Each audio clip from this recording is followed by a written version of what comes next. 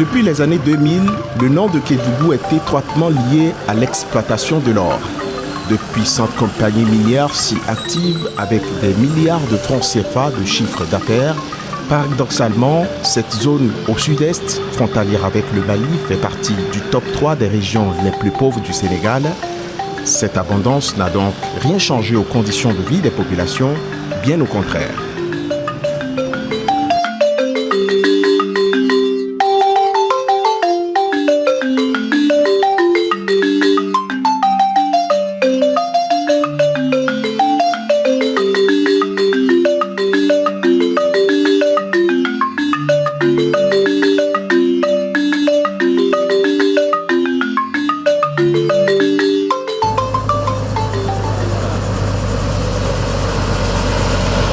Cette route poussiéreuse mène à Sambarabougou, un village situé à des dizaines de kilomètres de la ville de Kédougou.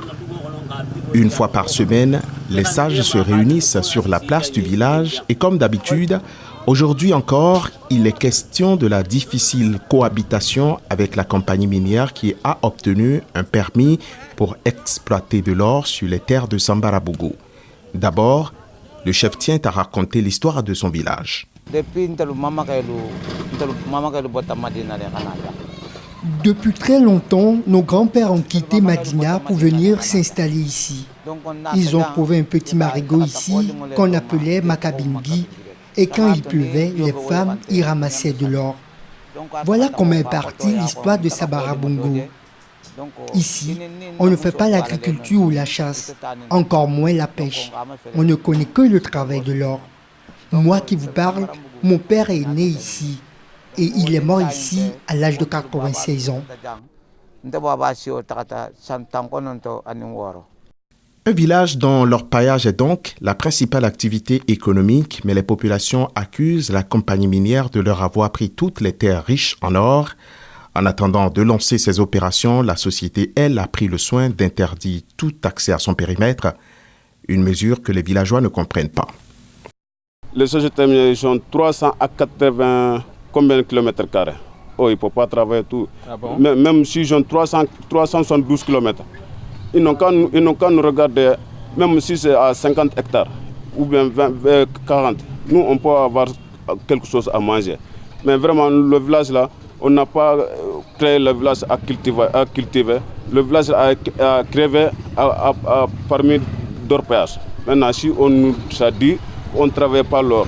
Vraiment, c'est incroyable, vraiment. Retour dans la ville de Kédougou pour rencontrer Djaliba Tandjan, acteur de la société civile et membre de la coordination régionale de la coalition Publiez ce que vous payez. Il suit de très près la situation des villageois de Sambarabougou. Avant, ils étaient dans un site où effectivement il y avait de l'or. C'est de l'or de surface qui n'est pas tellement en contradiction avec l'or en profondeur où les entreprises peuvent aller chercher. Mais pratiquement, c'est de l'or un peu de surface. Mais malheureusement, ils n'ont plus droit d'exploiter sur ce périmètre. Et là où ils sont, il n'y a pas d'or. Et voilà, ces populations sont là. Pratiquement l'agriculture, ils ne le font plus. Il y a pratiquement, même avec leur propre activité déjà, hein, ils ont dégradé beaucoup d'espace parce que leur paillage, il faut le reconnaître, c'est vraiment, ça dégrade beaucoup d'espace. Mais ils n'ont plus l'activité économique et l'activité agricole est relevée au second plan. Et il n'y a plus d'or là où ils sont. C'est toute la difficulté. Ce qui fait que c'est une population qui est en train de s'appauvrir, qui est sérieusement en train de s'appauvrir. Malheureusement, aussi, l'entreprise n'est pas en train de faire vraiment, sur le plan social, on ne voit pas donc l'apport de l'entreprise en termes de responsabilité sociétale pour accompagner les populations. Après Sambarabougou, un détour par Sabodala, un autre village de la région de Kédougou. Le 2 octobre 2019 se tenait une audience publique pour valider le projet de déplacement de deux villages. La compagnie Sabodala Gold Operation exploite de l'or non loin d'ici depuis 10 ans, mais elle a besoin de nouvelles terres riches en minerais. Devant l'adjoint au gouverneur de région, les populations consentent à partir après de longues années de bras de fer, mais le chef de village ne cache pas sa frustration. Ce que je peux dire à la société, c'est de tenir les engagements qu'elle a pris publiquement aujourd'hui. Il ne faut pas qu'elle fasse comme les fois passées où de nombreux engagements n'ont pas été tenus.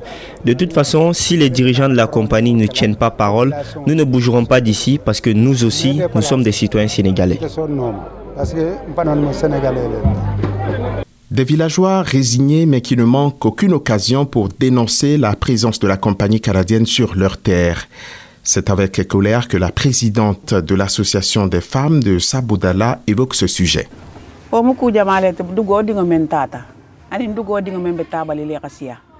Actuellement, seulement quelques jeunes travaillent dans la société comparé à nos enfants qui sont dans le village sans emploi. En ce qui concerne les femmes dans ce village, elles s'adonnaient à l'orpaillage, mais depuis quelque temps, ce n'est plus possible. Si les femmes s'aventurent sur les sites où elles cherchaient de l'or, ils font appel aux gendarmes qui viennent les arrêter. Donc, nous les femmes, nous sommes dans le village maintenant sans activité. Non, là vous êtes dans une concession minière, ça c'est la loi, hein. C'est pas Sabodala qui interdit ou n'interdit pas. Donc ça c'est vraiment un problème de l'État qui a la prérogative de délivrer des autorisations d'exercer ou non par rapport à l'activité d'orpaillage. Donc ça je pense que les autorités sont les mieux habilitées à répondre à cette question.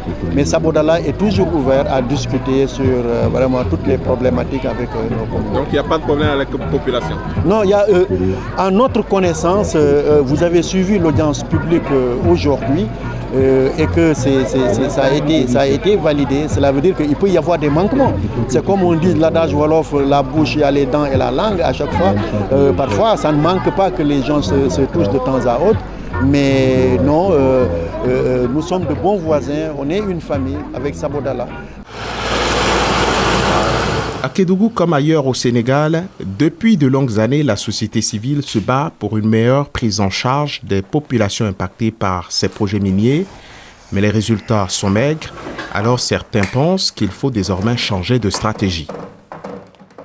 Aujourd'hui, il faut que les entreprises minières acceptent de chercher la licence sociale auprès des populations et de façon généreuse, mais aussi de façon sérieuse.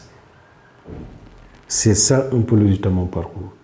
Je suis en train de penser à quelque chose, c'est comment installer des mines vertes à côté de chaque mine d'or, de chaque mine de zircon, de chaque mine de pétrole, etc., etc. Pour créer un équilibre par rapport aux écosystèmes, mais également créer un équilibre entre l'entreprise minière qui est mue par ses intérêts et les populations qui sont souvent les laissées pour compte. Et là, on a besoin vraiment d'avoir un État fort, un État capable de gérer et l'intérêt et son intérêt, l'intérêt des communautés, mais également l'intérêt des entreprises minières. Plus clair, créer des fermes agroécologiques à côté. Exactement, des fermes agroécologiques, donc pour gérer les questions, équilibrer les questions environnementales, mais également prendre en charge les questions d'emploi, des questions de lutte contre la pauvreté, etc., etc. Parce que tant que les populations ont des yeux rivés sur l'entreprise minière et n'ont pas d'alternative, donc ça veut dire qu'elles vont continuer à cogiter autour. Et au bout du compte, c'est soit la frustration qui peut aboutir à des conflits. Mais si on arrive à les offrir quelque chose de valeureux à côté, je pense qu'on peut créer un équilibre. Et puis l'entreprise minière pourra tranquillement faire son exploitation. Les communautés trouveront un endroit où véritablement elles vont équilibrer leur pauvreté, pour ainsi dire, mais également avoir des ressources qui leur permettent véritablement de survivre.